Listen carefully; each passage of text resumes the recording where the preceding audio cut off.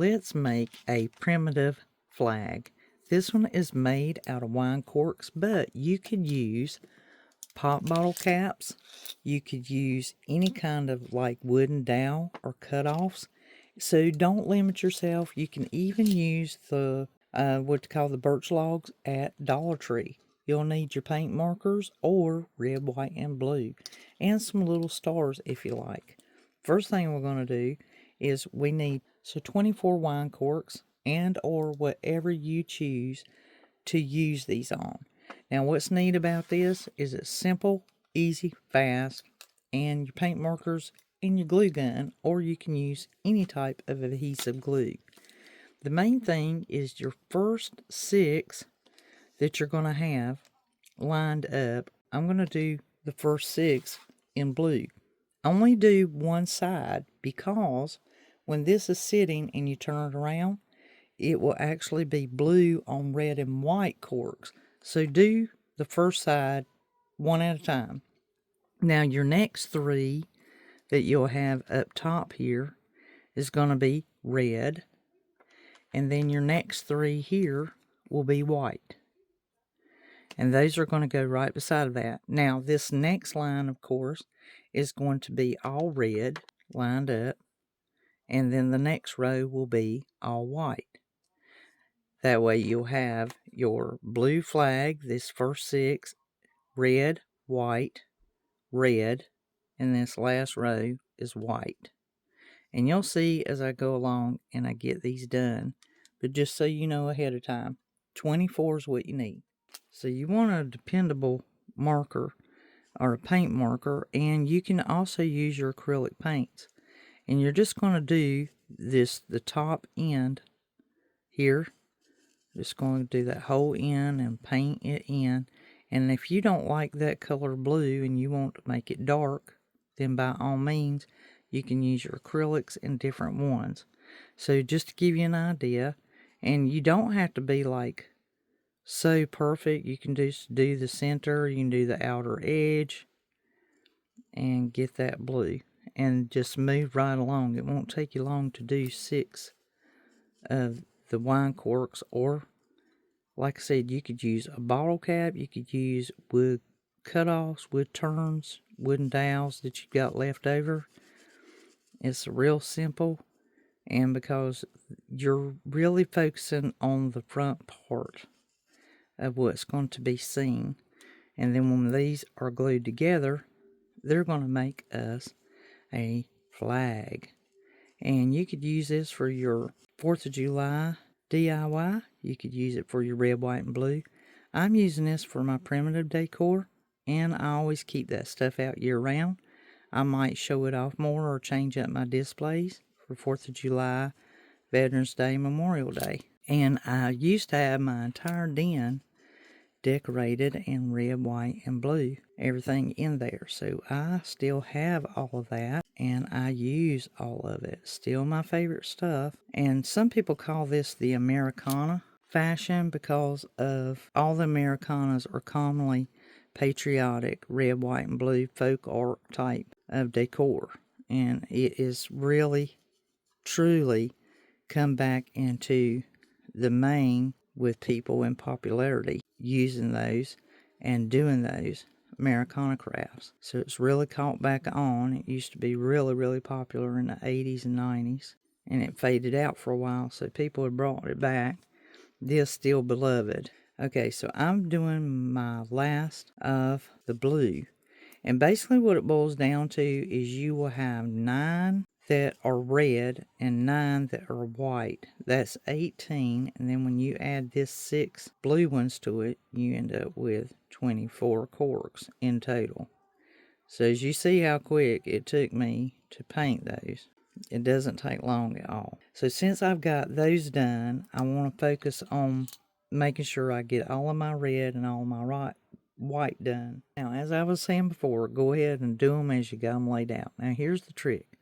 On this top 3 blue, you can do their opposite side red. You can knock that out real quick. Just keep them in order so that you don't glue them in the wrong order. That way if it's looked at from behind or wherever you sit it on a table, you'll be able to see those same colors on the opposite side. So I'm going to turn those upright, give them a minute to dry, and it really don't matter how far over you go there. Just got to remember those top 3, and then the next 3 blue ones you want to do their backside white. And then over here, when you get these red done, you can do them blue, and then when you do these white, you can do them blue. And that's how I'm keeping it in order so I don't get messed up, because it won't take much to get this confused really easy. If you do it in this order like I'm doing, you are sure to get it right without any problem. Now on these, you can duplicate these. Like you got red on this end, you can turn it over and do red on the opposite, because they will fall in order. It's just that on this opposite shoulder here, these top 6, in order to, when you turn it around, so that you have the blue over here, your red and white coming down on the opposite side. So I'm going to do that real quick and get all of my white done too. So I haven't started on them yet. And then that way I'll have all my red and blue done. So as you can see, I've got these up here painted red and white on one side and blue on the opposite, because it will be alternated. Same here. So if you really like the way those are looking right there, those first ones I did, that blue is deeper looking to me. So I'm going to actually slide those down. And this way you're organized and you're able to assemble them very quickly. So I'm just flipping those over, because when you turn around, it will be the opposite, and you have your red, white, red, white. These are still drying, but I can go ahead and start putting this first row together. And depending on if your glue will allow you to, some people have had trouble getting their wine corks glued together. I have not had that problem. I think the whole thing, though, is to get them like lined up and even Steven, you know. And that's why sometimes having them on a tray like this can really truly help you with that, and just keeps them kind of squared up, and it makes it a whole lot less stress on you trying to aim. They are round, so you shouldn't have a problem putting them together. I've had no problem with hot glue. I've always used it on any of my wine cork projects. Someone who doesn't do wine corks, or knows anyone who drinks wine and can get wine corks, that's not a problem. You could easily use wood turns on this, and or wooden dowels that's left over from your sponge brushes, bottle caps, anything to really make it look nice. The birch logs, the little mini birch logs from Dollar Tree, are perfect for this project. They are the right height and to give it some definition, and they would work great with this project. Now when I do those, you see how that one got loose, because it's a tendency to want to turn your wine cork because you're holding to them, and so a lot of times I'll just heat that glue back up with my gun, and then I always put glue insurance on these once I get them all glued together, so I can get this first row done. And that's the idea, is don't put too much glue. Get your base going. Okay, now that makes the one row, and then I'll do my next one, and so on and so forth. So now that I've got these rows glued together, I will take and glue the stacks on top of one another. And when you do that, you can give yourself, per se, some glue insurance, but I do a little bit at first. That way I can move swiftly and get them all lined up. Because remember, you're gluing round to round, and you want to stay in order and make sure they're all staying together in their order, because you can go in between there and add more glue.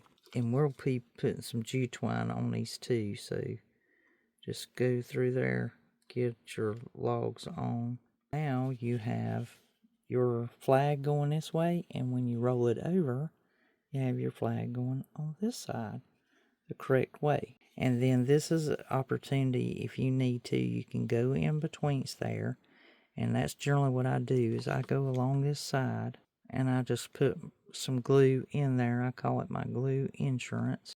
And give it a moment to dry in between, and then go to the other side and do the same. That way it gives it stability. And that way when you put your jute twine on it, it will stay put. This could use a little more right there. I just try to seal those crevices, and the jute twine camouflages it. That's looking really, really good. Very dapper.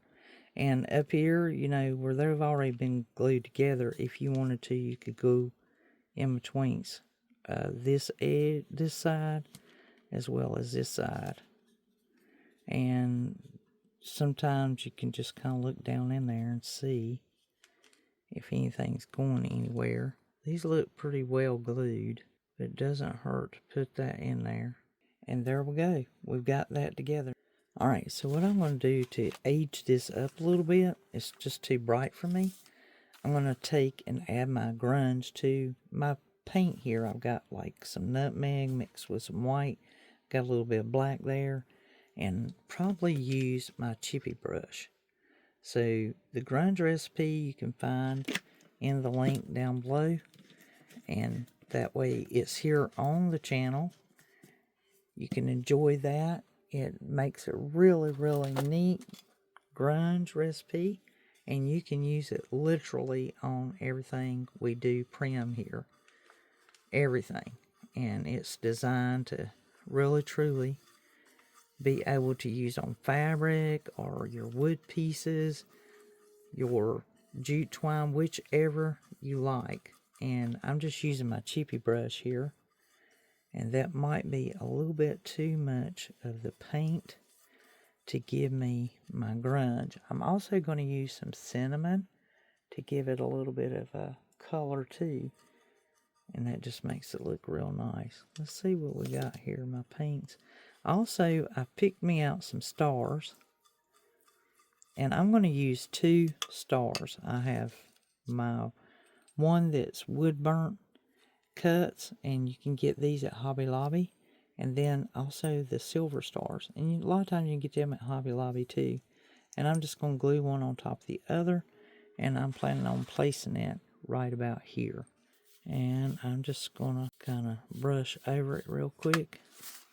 And then make sure I blot it.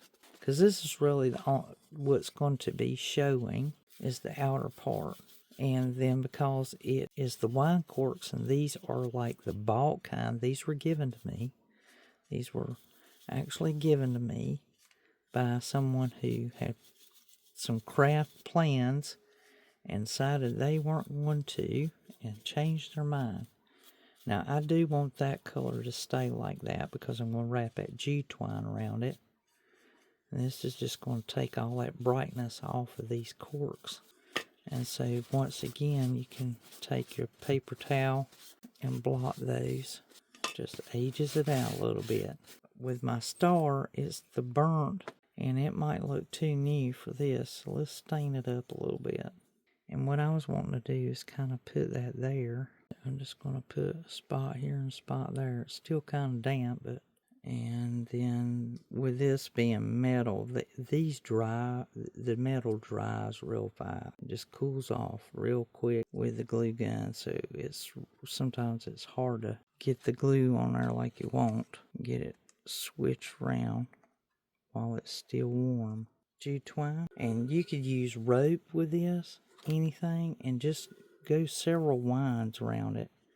I always kind of leave a tail hanging out, so that when I go to wrap this, I've got one to come back and tie to. And just go around it several times. That's one of the short pieces. Whatever suits you. And to your heart's content. You can also take and put some muslin across these. And then wrap your jute twine. That looks good as well. Okay, that looks like the end of that. So we'll just go with it. Tie it on the side or up top, wherever cord. And I'm just going to leave it. Looks pretty good. and it just kind of boxes it up. It looks real neat.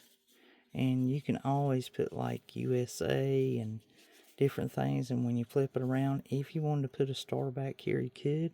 What I might do is paint these stars on, and you can also do a ribbon bow. So let's do us a ribbon bow, and we can put it up top here, see how that looks.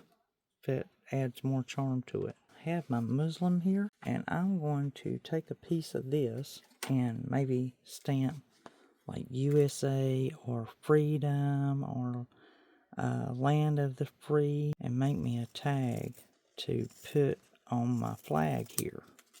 I think that will give it even more charm.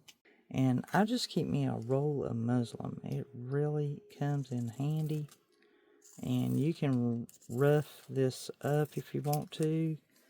Put a tattered edge on it, whichever you like.